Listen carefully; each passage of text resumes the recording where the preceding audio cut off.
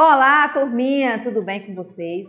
Eu sou a professora Mirelle, professora de Ciências, e estamos aqui para gravar mais uma aula no Aula na Tela. O tema da aula de hoje é gases da atmosfera e placa litosférica. Vamos juntos nessa aula, mas antes disso, curta nossa página, compartilha e deixe seus comentários aqui sobre o que vocês estão achando das nossas aulas.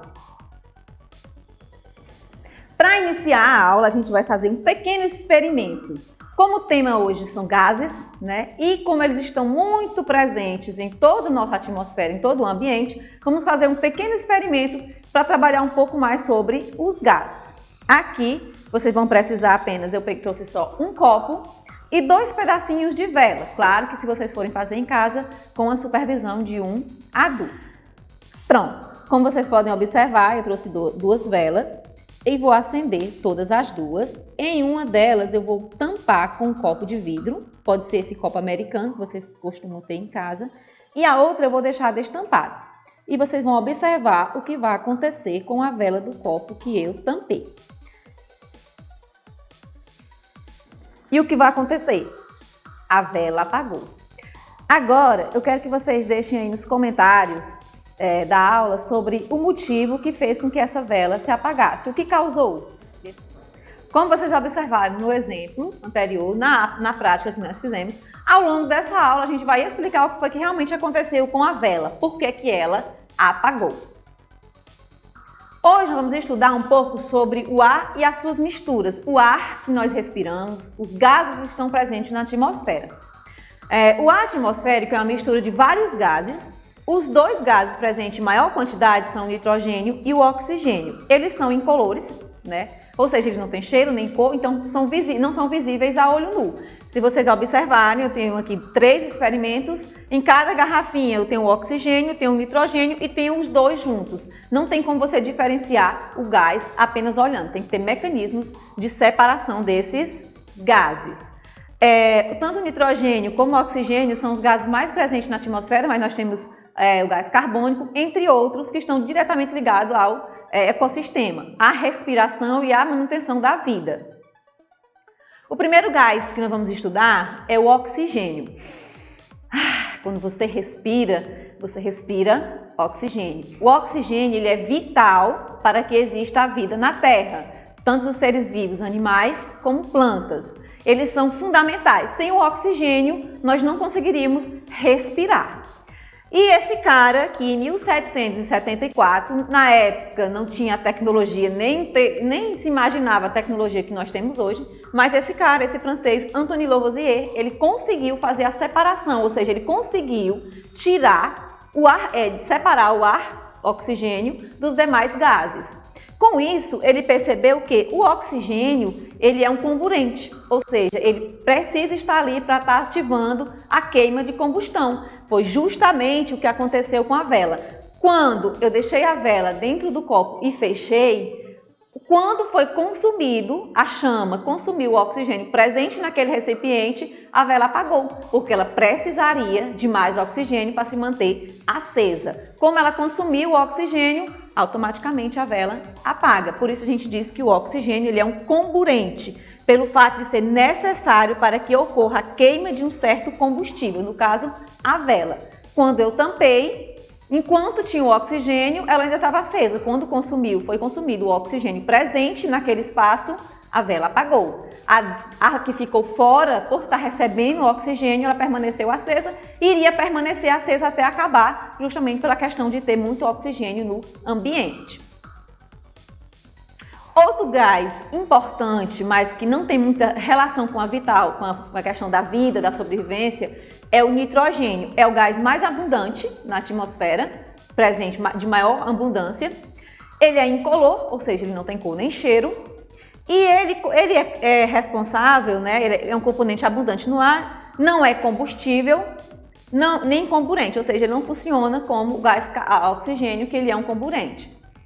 Ele produz uma substância chamada amônia. A amônia ela é uma substância que é utilizada na fabricação de alguns produtos. Por exemplo, o índico, que é a tinta usada nos jeans, Aqui no nylon, que tanto pode ser para vara de pesca, linha de pesca, como para tecidos, e em armamentos, no caso na dinamite. Tudo isso é usado através dessas substâncias.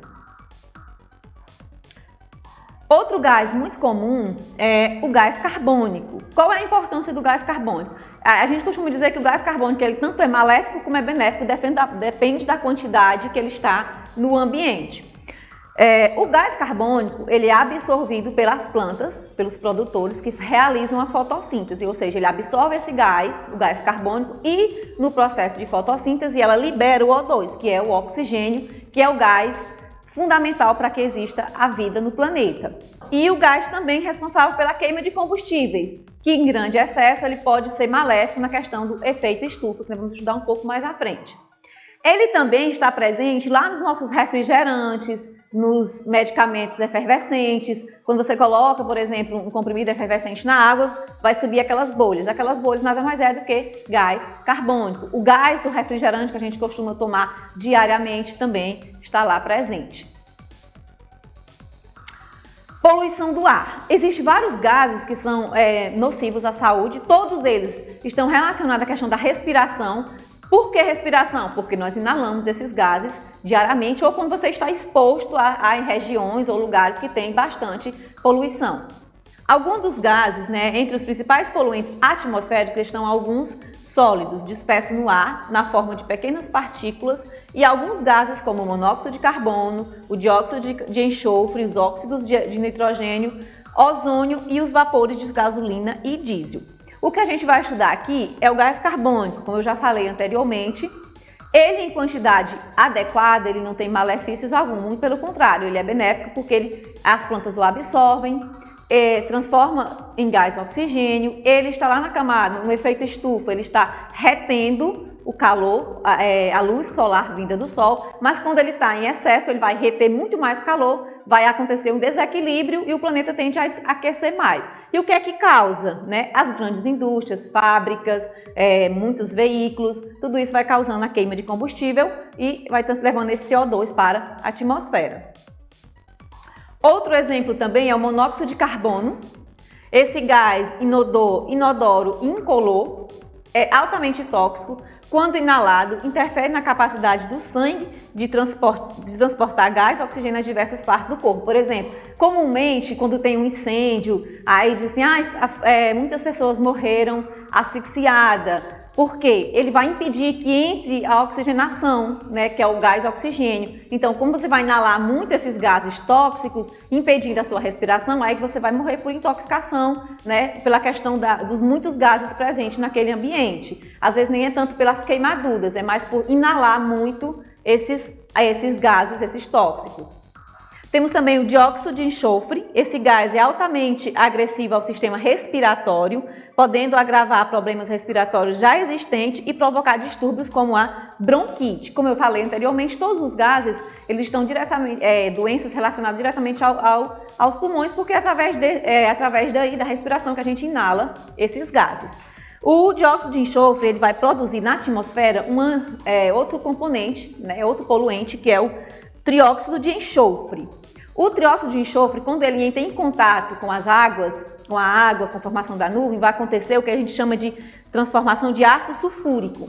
O ácido sulfúrico ele está relacionado em lugares muito poluídos, erupções de vulcões, e ele vai causar o que a gente chama de chuva ácida. Assim como existe a chuva de gelo, existe a chuva ácida, que ela vai danificando plantas, matando plantas, animais, por exemplo, no caso eu trouxe a imagem aqui, essa estátua, ela está toda danificada devido ao excesso de chuva ácidas nesse ambiente, vai corroendo toda a estrutura, assim também como as plantas e os animais. O vapor combustível não queimado, ou seja, a gasolina, o diesel que não é usado, que é evaporado, mas que fica presente no ambiente, ele também é um poluente que afeta os seres vivos e também que polui cada vez mais o nosso planeta, a atmosfera. Tem o óxido de nitrogênio. Quando estão em funcionamento, os motores de veículos liberam substâncias denominadas óxido de nitrogênio capazes de provocar ou agravar problemas respiratórios. Assim também como grandes indústrias, na fabricação de produtos, as grandes fábricas, elas também causam esses efeitos de poluição. todos relacionados com o sistema respiratório.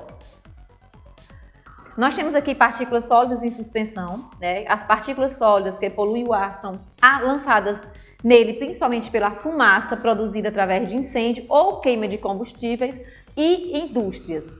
Há sempre uma grande discussão sobre a questão da poluição, sobre os países desenvolvidos, por que geram tanta poluição devido às grandes indústrias. Então, sempre que possível, fazem reuniões, eles têm um acordo de Kyoto que tenta reduzir pelo menos 8% desses poluentes no ambiente, tentando usar energias renováveis, eólica, solar, de forma que venha a prejudicar menos ou que venha a emitir menos poluentes no ambiente. Temos também o ozônio como poluente. Vapor de combustíveis não queimado e óxido de nitrogênio entram em contato no ar e produzem outros poluentes, o ozônio, um dos gases responsáveis pelo ardor que sentimos nos olhos. Esse ardor é geralmente em lugares muito poluídos, em capitais ou em ambientes próximos a fábricas, indústrias. Esses ambientes são extremamente poluídos e você sente ardor por estar ali justamente por causa desse gás, o ozônio. Outra forma de poluição comum que a gente costuma ver é a questão da camada de ozônio e a poluição por CFC. O que significa CFC? Cloro, flúor e carbonos. É uma mistura desses três gases. Essa camada é uma região da atmosfera onde a concentração de ozônio é relativamente maior em outras altitudes. O ozônio, quando ele está em ambiente, próximo aos seres vivos, na atmosfera ali próximo, vamos dizer assim, próximo ao ambiente que os seres vivos vivem, ele é muito prejudicial. Ele vai causar inflamações, infecções no sistema respiratório, a questão da ardência dos olhos, mas quando ele está na camada de ozônio, ele é benéfico para nós. Ou seja, quando ele está a mais de 30 km na atmosfera, ele é benéfico para nós. A camada de ozônio ela retém boa parte dos raios solares ultravioleta, que são uma espécie de luz não visível, impedindo de atingir a superfície terrestre. Ou seja, ele funciona como uma barreira, como se fosse uma peneira que ele vai filtrando e vai diminuindo a entrada desses raios ultravioletas, que podem provocar, se ficar exposto muito tempo, a questão do câncer de pele. Então, ele é um aliado para reter esses raios ultravioletas que chegam até o Sol. As substâncias conhecidas como CFCs, cloro, flúor e carbonos, têm efeitos destrutivos sobre a camada de ozônio, ou seja, esses gases eles são usados principalmente em embalagens de sprays, inseticidas, antitranspirantes, entre outros, principalmente em grandes indústrias também. Nas grandes indústrias ele já foi proibido de ser usado, porque ele pode, mesmo sendo retirado do ambiente, ele ainda pode danificar a camada de ozônio por mais de 2 décadas. E eles são usados na questão dos desodorantes, mas aí também já é proibido justamente por causa disso, que ele está danificando a camada de ozônio. Finalizamos a nossa aula de hoje sobre os gases da atmosfera com essa atividade massa que vocês vão responder. Podem estar enviando no WhatsApp ou entregando pessoalmente ao seu professor, já que nós estamos aí com as aulas retornando. Um forte abraço, até a próxima aula. Tchau!